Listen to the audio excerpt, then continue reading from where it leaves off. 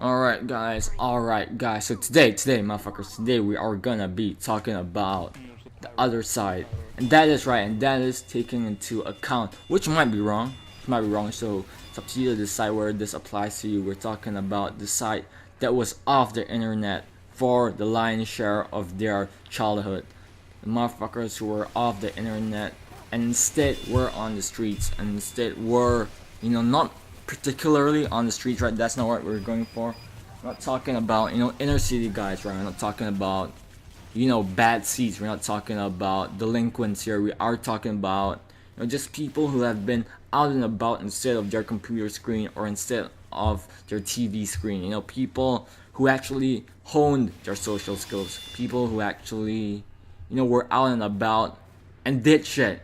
Even if it wasn't any productive shit, they did shit instead of just, just languishing, just decaying in front of your fucking computer screen. I mean, like, holy shit, does this life suck? So, we're gonna be talking a little bit more about that. Talking a bit more about the other side, right? The other side of the fence, or to me at least, is the greener pasture. The greener side, the more appealing and attractive side. Because you guys are probably in the same fucking boat as I am, man. And it is shit.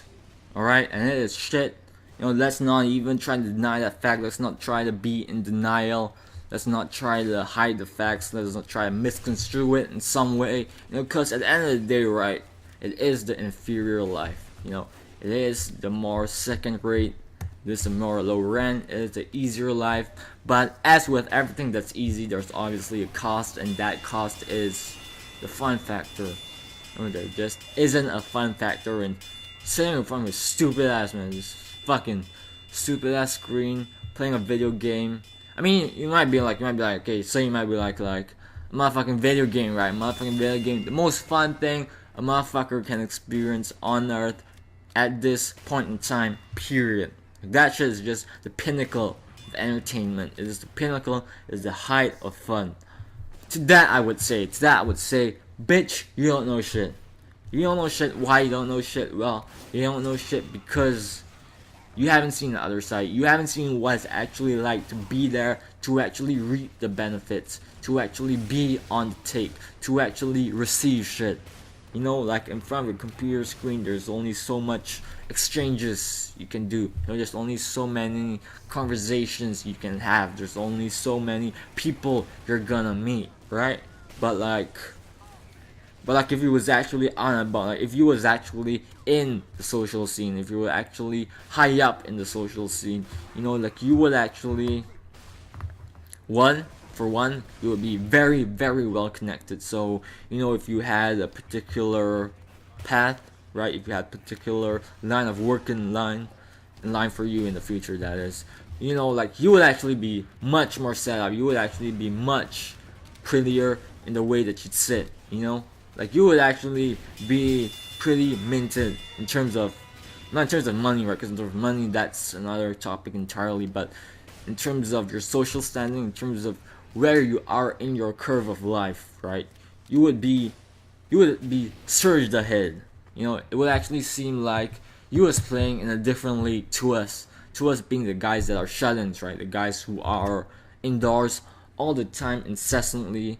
But I feel like it's not by choice. If you're talking about me personally, it's not by choice that I am in this position, that I'm in this hole, that I'm in this grave that I've dug myself into. I mean, it's not because I actively chose to do this. It's because, I feel like I've been deprived of characters. I feel like I've been deprived of actual, appealing, I wouldn't say attractive, right? But yeah, attractive people to fuck around with, to actually mesh with, to actually mingle with, yes, it's one thing, right? And this is another thing that I gotta bring up, right? It is one thing to say that you have a friend, right? But it's another thing, you motherfuckers, listen up here, because this right here, right, is the most important thing you ever heard in the last fucking few weeks, and that is, yes, you might have a friend, but how many actual friends, aka brothers, do you have, or sisters if you're a girl? How many of those can you actually say you've been in contact with how many of those can you say you actually have locked together with? Because I know a lot of people might say, yeah, I know one guy, and and if this guy lives in LA, right, he might be like, yeah, I know, like, 5 guys in New York, we are all friends, we are all cool and all. But when come time to shove, when push comes to shove, when the thing actually goes through the tick, right? When actually shit gets real, like, would they actually be there for you? And that is what I'm trying to get across here is people use the term friend too loosely, you know? And that is because, right, and that's not to even blame them, but that's because their expectations of a friend are lower. So while you might say I have like about like a 50 friends, right? It's a numbers game, right? It's a numbers game. I have 50 friends. If you was me, you would only say, if you were going by my standards, my ludicrously high standards. I mean, my standards are like fucking gold standards. My life standards are like really, really strict and really, really unwavering. If you know what I mean, like, we don't give up, we don't give in, we don't succumb to no pressure. If you don't meet the standards, you will not be branded as a friend. That's me personally. Like, if you was to talk about motherfuckers as friends, right? They might say 50, I might say 5.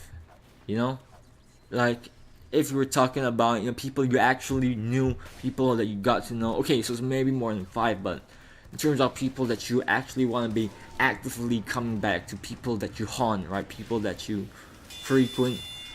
I want to actually say that, for any one person, for any person that is, it's actually gonna be more than 10. Think about it, right? Like, how many people would actually stick their neck out for you? How many people would actually lend you money if you was in a time of need?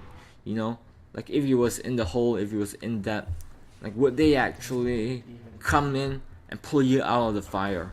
Like, that is one of the metrics that I like to judge it by is, money, because money is just the way it is, and it's not like I even care that much about it, but like, if people value it that high, you can kind of use it as some sort of measurement gauge, how much you actually mean to them, like how much of heaven and earth would they move for you. That is what things like money do. They serve as not as a reward, not as a financial gain, but for me, when it comes time to that, which it never has, by the way, but if it were to ever, I mean, I would use it as a very, very accurate, very apt, very equitable, very impartial. Let's say it's all very fair to use it as a way to measure motherfuckers' friendship with you.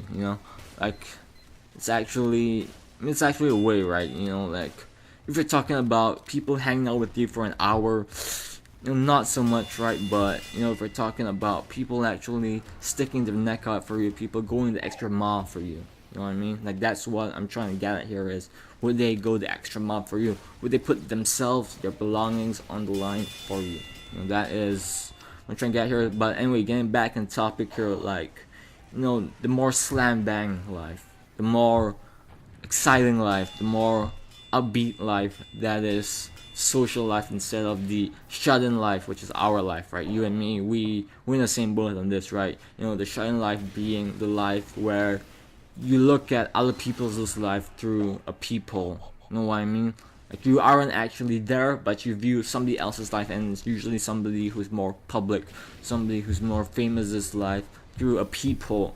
I do stress people because that is the only thing that you and them are separated by, that you and them are, I should say, linked by, and that is a hole for you to look through, and that is pretty much the long and short of it. Because past that, like, there's no actually getting to know these guys, right? There's no actually trying to talk to these guys. There's no actually trying to mingle with these guys. You can't really make advances towards them, and that is the problem with this kind of life, is that you only have so broad perspective. Yes, I know that in my case it's a little bit more of a good example, right? I would say a good example because irregardless of my lack of experience, irregardless of my lack of connections, I somehow managed to get there through taking the right path through showbiz. My showbiz, I mean, I don't mean actually, acting in showbiz. I don't mean actually getting involved with showbiz. What I'm trying to say by showbiz is by looking and learning from the right sources in the media. You know, you can actually skip that path, that path of actually, you know, going around and talking to people and actually mixing with people and actually forming cliques and actually yeah, just being about, you know, being out and about. Like, that isn't actually in every case, right? It's not necessarily required for you to have a good sort of gift of gab. Gift of gab being your social skills, right? How good you are with people. Not actually required to talk to people. Right? It's not necessarily a prerequisite kind of game that we're talking about here.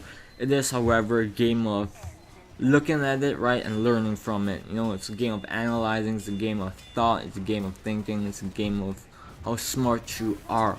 And, you know, because of that, right, because it's not actually a game of experience, right, I wouldn't actually say it's necessary for you to be out and about, for you to be in real life instead of in your room, you know. That being said, right, you know, just because you can do it in your room does not mean it's gonna happen to the best of its ability. You know, it's not gonna be in this fully fledged form. Like me, for example, yes, I do think, right, I do think if you was to throw me into the deep end of the social pool, I wouldn't actually fare that bad. However, you couldn't make the argument that, you know, if I was in it from day one, I would probably be swimming to the fucking shallow end in fucking a flash. In a heartbeat, I'll be in the fucking shallow end. It's not even gonna be a competition. You know, it's not even gonna be a contest, you know, of social skills. It's not gonna be a contest of how well I can move through a crowd, you know. Like, it's not even gonna be, it ain't no thing but fucking chicken wing, motherfucker. That's what I'm trying to say, is that it was just gonna be a breeze. It's gonna be so easy, it's not even gonna feel like an actual thing I have to do. And that is my point to you guys, is that, you know, if it's by choice, right, and I know it's not usually by choice to live this kind of life, usually because we are, you know, like, I gotta be honest with you guys here, usually is because we are deficient in some way, that we don't have certain things the more fortunate, the more well endowed specimens of humanity do have. You know, like, we are actually missing out on certain things, and not missing out because we chose to miss out because we just weren't presented with the right kind of opportunities. And because of that, I wouldn't actually blame you that much.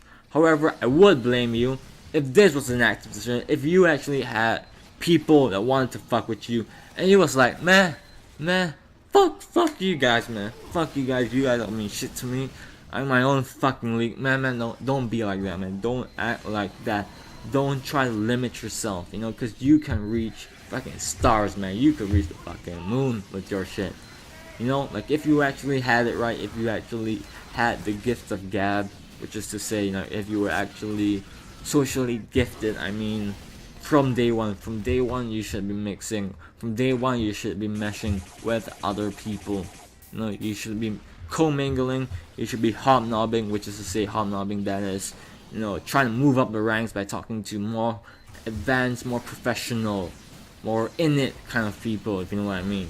Like, we're talking about more achieved people, you know, from day one you should be on it, you know, and I know that it's not as simple as being on it, but, you know, fact of the matter is, right, that if you get out of your room, that if you step outside your comfort zone, your shell, a little bit, right, one step at a time, eventually gonna manifest itself. It's eventually gonna show itself. And, you know, for me, that's what I'm gonna be doing next, right? I'm just at doorstep, right? I'm at the doorstep. I'm at the very brink of doing that, and I kind of want more people to be there. You know, I actually want you guys to succeed in life, and being indoors just isn't the way to cut it. You know, it just isn't gonna quite cut the mustard.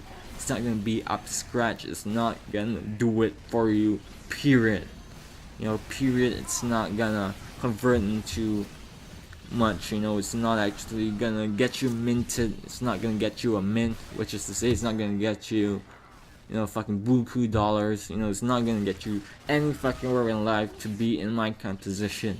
You know, yes, I've been in my position my whole life essentially, which is to say 0 to 17. Yes, but however, I do realize, you know, just having turned 17, that it's not a sustainable way to go about your life, and, you know, you kind of gotta make amendments. You know, you kind of gotta atone for your mistake as soon as possible, and that's what I'm doing. You know, going to the next stage, which is going from Orange County to Chicago, right? Like, I'm getting my slate wiped completely clean. Like, you ain't even gonna be seeing a fucking spot on there that reminds you of my past, right? So, you know, because of that, right? Because of that, I do feel like I owe it to myself, right? It is onus on me to actually be stepping outside my zone, you know?